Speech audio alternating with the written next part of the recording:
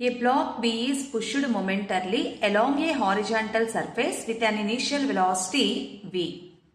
If mu is the coefficient of sliding friction between the block and the surface, block B will come to rest after a time. In this question, a block is placed on a rough horizontal surface. Draw the free body diagram of the given block. Weight of this block acts in downward direction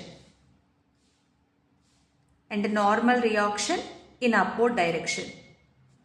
This is the direction of the frictional force and velocity of the block along this direction.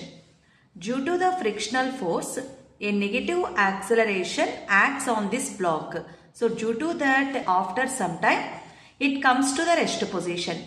Here we have to find out after what time the block comes to rest position.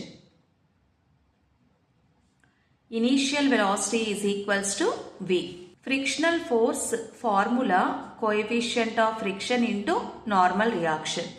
Mass into acceleration of the block equals to coefficient of friction into normal reaction is equals to mg.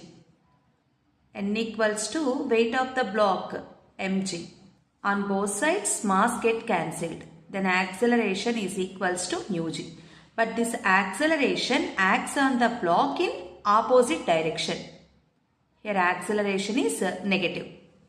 Take equations of motion. V is equals to u plus at.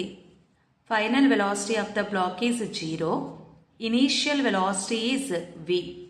And in place of acceleration, minus a into t.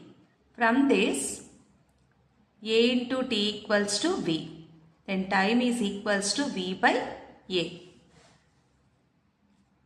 V by acceleration is mu z.